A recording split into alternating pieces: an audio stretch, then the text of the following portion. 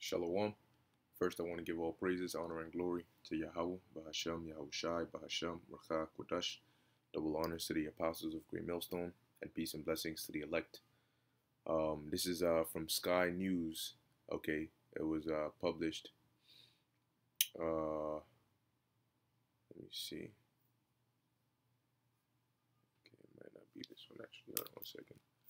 Households banned from meeting in Birmingham.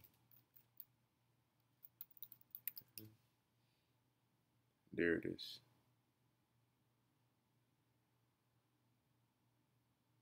There it is. This is okay, so this is Birmingham Live. It looks like I had the wrong one loaded up.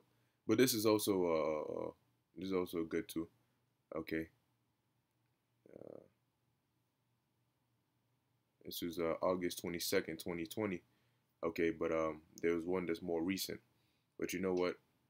Actually, I'll read this one first and then we'll just see if there's any additional information in this article. So August 22nd, that's fairly recent. Now it says coronavirus Oldham, Pendle, and Blackburn households are banned from meeting as Birmingham added to watch list. It says different households will be unable to meet in Oldham, Pendle, and Blackburn in any setting, including in parks and beer gardens.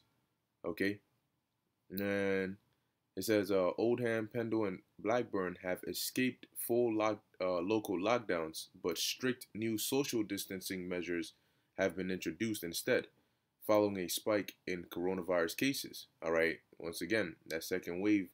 All right, as the numbers are going up. Now this time, all right, you can expect them to, to put in some more insane, all right, draconian laws. Okay. Now it says different households will no longer be able to meet with each other in the three areas in any setting. So if you're living in these three areas that I read, all right, Oldham, Pendle, and Blackburn, you're not gonna be able to you're not gonna be able to meet, all right, with a different household in any setting. You can't meet in the park. You can't meet in the beer gardens. All right, none of that. It says while extra coronavirus restrictions, which were enforced in Wigan, Darwin, and Rosendale, have been removed. The changes came into force at midnight on Friday. Birmingham has also been added to this week's watch list as an area of enhanced support, meaning it will receive extra resources for additional testing and contact tracing, and Northampton becomes an area of intervention, placing it in the highest risk category and requiring the most support. Okay, so now they're saying, all right, you can't meet somebody of a different household. So if it's your friend or, whatever the case may be, you can't meet them if you're living within those respective areas. The leader of Oldham Council, I believe that's Clear Scene or Sean, or however you would pronounce that, Fielding. And if you have some names, man, said public transport should be for absolutely essential use only, and the number of people allowed to attend weddings and funerals would be reduced in the town. Now, how do you enforce that public transport is used for essential use only? Well, you question people. You know, it says he told Sky News, given our position in the table and our infection rate in Oldham, some degree of restriction was inevitable. But what we have fought strongly against here in Oldham is the kind of economic lockdown that we saw in Leicester. All right, it says that would be utterly disastrous for our economy. Here, closing businesses that only recently reopened. The reality is that because of our interconnectivity to other parts of Greater Manchester, many of those businesses that became COVID secure probably would not have been able to reopen because of the damage that would have been inflicted on them. Check this out. Any restrictions on people's freedom is regrettable, but I think that given restrictions were inevitable, given our infection rate, that is better than the alternative. Okay? So, yeah, they're saying restricting people's freedom is regrettable, They quote unquote understand that, but based on the circumstances, all right, it's inevitable, all right, based on because of their infection rate, and that's their justification. We understand that this is an infringement upon your freedoms and your your rights and privileges, but it's necessary because of this coronavirus. Sort of trying to play the lesser of two evils card. Is it more evil to take away your rights, or is it more evil to let corona kill you? You know. Um, it says it has not yet been made clear when the new restrictions will be introduced. The action was agreed with local leaders by Health Secretary Matt Hancock, NHS Test and Trace, and Joint Biosecurity Center uh, and Chief Medical Officer for England, Professor Chris Whitty. Now, what you're seeing is in different locations, different parts of the world, they have is basically the same or similar concept being established in slightly different ways, but they're all approaching that one way, which is that ultimate, no freedom, police state, do as you're told. You don't think for yourself, we think for you kind of life. Okay, to now where you can't meet somebody of a different household. So if you used to meet, maybe you want to I don't know, meet a chick or a friend, you want to go out to the movies, but it's closed. So you guys usually meet in the park, or you go for a walk or whatever it may be, work out together. But now they're saying if you have different households, you can't meet. Oh well, probably excuse being, well, if they have it, now you have it, and you bring it to your household, and it spreads like that. Okay, now let's take a look at this. Okay, it says this is from Birmingham Live. Where is included in new Birmingham lockdown as bans on household meeting announced? Okay, man, this thing is annoying. This thing keeps popping up, but let's see what we can get from this. Okay, a new Birmingham lockdown will ban household meetings in Birmingham, Sandwell, and Solihull. The following areas now escalated to areas of national intervention. And notice how let me see. Does it give us a date? All right, this is September 11th. So the article I read before was in August. All right, and they were saying they're not sure when it's going to be put into place. Well, here we are on September 11th, and they're letting you know that they're about to put it into place. Okay. So it says here the following areas now escalated to areas of national intervention. The ban will take effect from Tuesday, September 15th. So starting Tuesday, September 15th, in these specific locations. All right. The three areas are Birmingham, Sandwell, and Solihull. The restrictions are on meeting between households. The three local authorities affected are to be restricted in their entirety. Though the ban does not come into effect until Tuesday, people are asked to observe the guideline or the guidance before then. All right, and you're literally seeing it right in front of you. They're taking away, all right, your common, ability to do things that they shouldn't even be able to infringe upon, but they're doing it because people are allowing them to do it. Ultimately, according to prophecy, okay, this is gonna happen anyway. All right, but just understand that these are the steps that are driving the world into that sci-fi dystopian world, futuristic kind of thing. Well, guess what? You're gonna see it, man. You're literally seeing the process of it right now. You're living in it, but they move it through gradualism. This is an example of gradualism and desensitizing the minds of the people. Okay, as we always make reference to the boiling frog method, where if you put a frog in hot water, of course it'll jump out. But if you put it in, let's say, lukewarm water and slowly turn up the heat, all right, eventually the frog will boil to death, because by the time the frog realizes, damn, this shit hot, it's too late.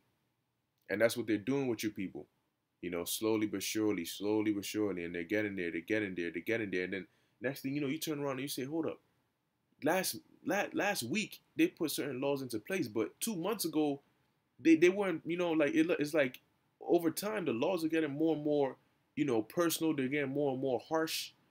Okay, and it's like your wiggle room is getting less and less. First it's stay at home.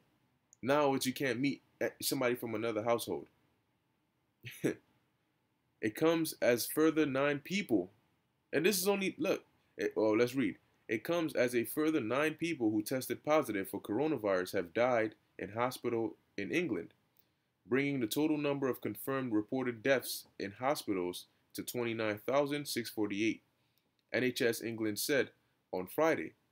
Patients were aged between 79 and 88 years old and all had known underlying health conditions. The dates of the deaths were between September 8th and September 10th, and 7 occurred in the northwest region. So basically, it's like, well, the first time the pandemic came, it was our first time handling it. You know, we weren't as quick to shut things down, so it got really bad. But this time is going to be worse, but we already know certain mitigation laws that we got to put into place. So we're not going to wait till it gets bad. The second we see that expected second wave coming, we're just going to start putting these laws into place. And that's what they're doing. Okay? And you'll see it, man. It says another 2 deaths were reported with no positive COVID-19 test result.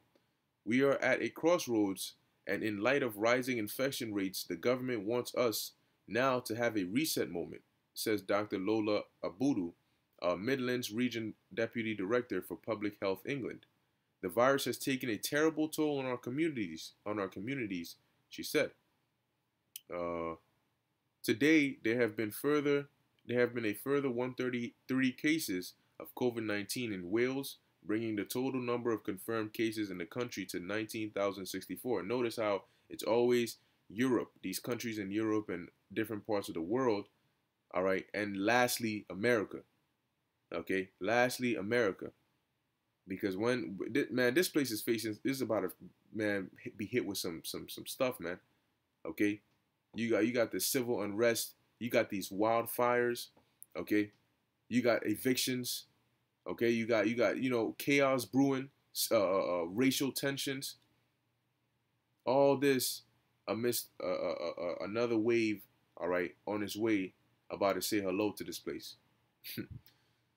With the vaccine as well, not to forget that. Okay, so it says, Public Health Wales said no further deaths have been reported, with the total number of deaths since the beginning of the pandemic remaining at 1,597. All right, and hey, man, this is just going to show you, okay, that they're coming with it, man. Okay, they're coming with it. Each time they bring out something new, it's more, it's worse than the first. Okay, it's worse than the first, and people are just going with it, man. All right, now this is 2 Ezra 16 and 69. It says, and they that consent unto them shall be had in derision and in reproach and trodden underfoot. Because by the time you realize, all right, you've signed away and consented and given up everything, man, to the point where now it's gone from them taking away your privileges to them just straight up enslaving you. Okay? This is Isaiah chapter 10, verse 1. Woe unto them that decree unrighteous decrees and that write grievousness which they have prescribed. Okay? Prescribed, man. Before scribe right. They have already planned these things, Micah 2 and 1. And they're bringing them to come to pass. These things, all right, I don't believe that this is organic. Okay? It's set up, all right, and it's used as a means to an end. And the end they want to get is first chaos, and then their order through the chaos. All right, that is how they work, man. With a big side of population decrease and genocide in the midst of it. Okay, they want that chaos, man, because they want to. What they're trying to do is really decrease 90% of the population and control what's left, because they want to start off with a small few, all right, and then they're going to be able to control the birth rate. They're going to control how many kids you can have, and they're going to control what those kids are taught. So then if they want to increase the population again, it'll be under their, their rules, you know what I'm saying, their laws, so on and so forth. All right. They really want that. That's what they want to do. Okay. And they've planned for that. So the chaos in their mind is supposed to get rid of all the, all of us who are used to this pre-New World Order mindset. Okay. Whether it's through diseases, man-made famines, civil wars, civil unrest. All right. They're fanning the flames of all these population decreasing disasters. Okay. And ultimately, man, the scriptures already told us what the deal is. Okay. And we bring these scriptures out countless amount of times because when they actually start happening, we're not going to be bringing them out. All right, when all hell's breaking loose, you're not going to see us on the street corners bringing out these precepts. The prophecies will speak for themselves. Okay, and at that time, we're going to be looking to Yahweh Ba'ashem Yahushua to protect us. Okay, because at that time, we've done our job. Okay, and now we banking on the Lord, all right, to come through. But for the rest of you, as it says, ye that consent unto them, you're going to be had in derision, man, and trodden underfoot. And there's going to be no escape, all right, for the masses of the people. Okay, your guns won't save you. Your begging and your tears, nothing is going to, save you, because scriptures say they're going to be like madmen. Okay, they're going to come in there and the only thing they care about is accomplishing their orders. Okay, so with that, I hope you were edified. I want to give all praises, honor, and glory to Yahweh, Bahashem Yahushai, Bahashem Rakha Kudash. Until next time, Shalom.